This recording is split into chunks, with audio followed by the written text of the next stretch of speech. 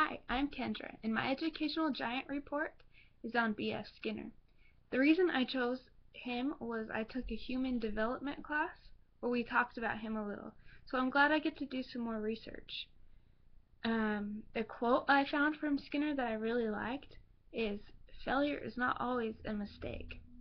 It may simply be the best one can do under the circumstances. The real mistake is to stop trying." Burris Frederick Skinner was born March 20th, 1904, in Susquehanna, Pennsylvania. His father was a lawyer, and his mother stayed at home to take care of Skinner and his younger brother. As a boy, he enjoyed inventing things. He was interested in animals and liked to teach pigeons tricks. These talents would later help him with contributions to psychology. Skinner attended a small high school and then went on to college at Hamilton to pursue a passion for writing.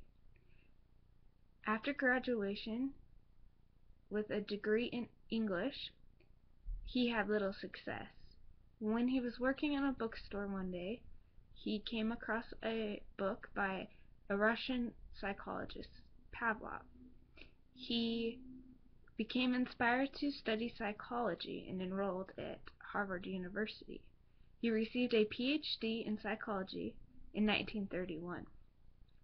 B.F. Skinner married Giovanna Blue in 1936 and got a teaching job at the University of Minnesota. They later had 2 daughters. Skinner studied observable behaviors. He believed the environment caused people to behave in a particular way. One of Skinner's most famous experiments is known as Skinner's box. A rat was placed in a box and conditioned to learn to push a lever in order to receive food. Later, the rat was trained not to push the lever. They stopped feeding the rat when it pushed the lever. Some other experiments he was responsible for were a project that trained pigeons to guide missiles.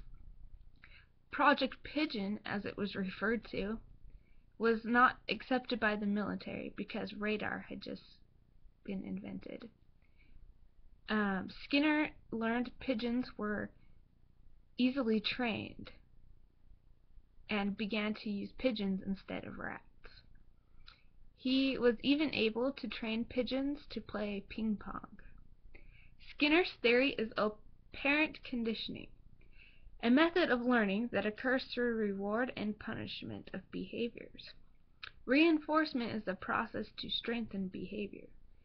There are 2 types of reinforcement, positive and negative. Positive reinforcement is when a behavior is changed to receive a positive outcome. Negative reinforcement is where a behavior is changed to avoid a negative outcome. Operant conditioning is one of the most common methods used in schools. When a child's behavior has been rewarded, they are likely to keep performing that behavior. A positive reinforcement could be verbal praise.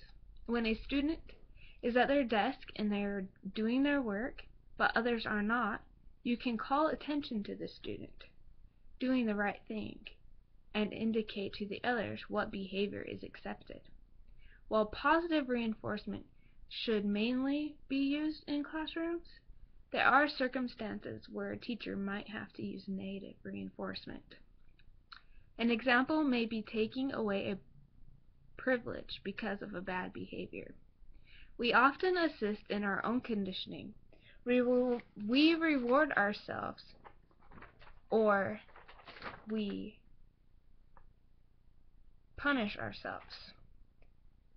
Skinner developed an interest in education after attending his daughter's math class. He observed that some students struggled to do problems while others finished early. He invented a machine that delivered feedback and gave material in small steps until the student gained new skills in a process called programmed instruction.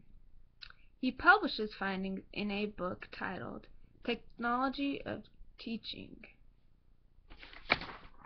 Skinner wrote 20 articles and more than Skinner wrote 200 articles and more than 20 books in his lifetime. The discovery of positive reinforcement has been critical. Skinner was diagnosed with leukemia in 1989, but still continued to work. He was given a Lifetime Achievement Award and gave his speech just 10 days before he died. Skinner is considered by most psychologists to be the most influential psychologist of the 20th century. His work is still promoted today by the B.F. Skinner Foundation, headed by his daughter Julie. I think the discoveries of positive reinforcement have contributed to classrooms and many people today. After I did the research on him, I kind of looked around to notice that people really do kind of reward themselves if they've done something good. Like if they did well on a test, they'll go get ice cream or something. Or if like they haven't done something very good, they kind of punish themselves.